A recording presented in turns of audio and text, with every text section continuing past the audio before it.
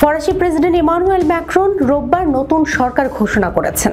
এর আগে আসন্ন অর্থ বছরের বাজেট সংসদে উপস্থাপনের নির্ধারিত সময়সীমার আগেই সরকার গঠন সম্পন্ন করতে তিনি নবনিযুক্ত প্রধানমন্ত্রী সেবাস্তিয়ান লেকর্নুর সঙ্গে টানা বৈঠক করেন। লেকর্নুর নতুন মন্ত্রিসভায় জ্যঁ-নোয়েল ব্যারো পররাষ্ট্রমন্ত্রীর পদে বহাল থাকছেন, আর বিদায়ী শ্রমমন্ত্রী ক্যাথেরিন ভোথ্রিন পেয়েছেন প্রতিরক্ষা মন্ত্রীর দায়িত্ব। অর্থমন্ত্রী হয়েছেন ম্যাক্রো ঘনিষ্ঠ রৌলা লেস্কুর। প্যারিস পুলিশ প্রধান লর নুনিয়েজকে স্বরাষ্ট্রমন্ত্রী করা হয়েছে। তিনি দক্ষিণপন্থী রিপাবলিকান পার্টির ব্রুনো রেতাইরোর স্থলাভিষিক্ত হয়েছেন।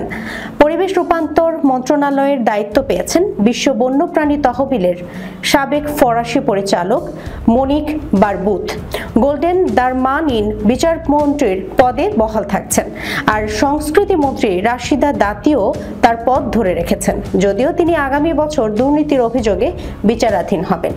এক্সে দেওয়া বার্তায় প্রধানমন্ত্রী লেকর্নু বলেন, ফ্রান্সের জন্য বছরের শেষের আগেই বাজেট প্রণয়নের লক্ষ্য নিয়ে একটি মিশন ভিত্তিক সরকার গঠন করা হয়েছে।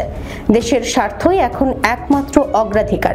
গত শুক্রবার আগের সরকার ভেঙে পড়ার মাত্র 4 দিন পর ম্যাক্রো আবারও লেকর্নুকে নিয়োগ দেন।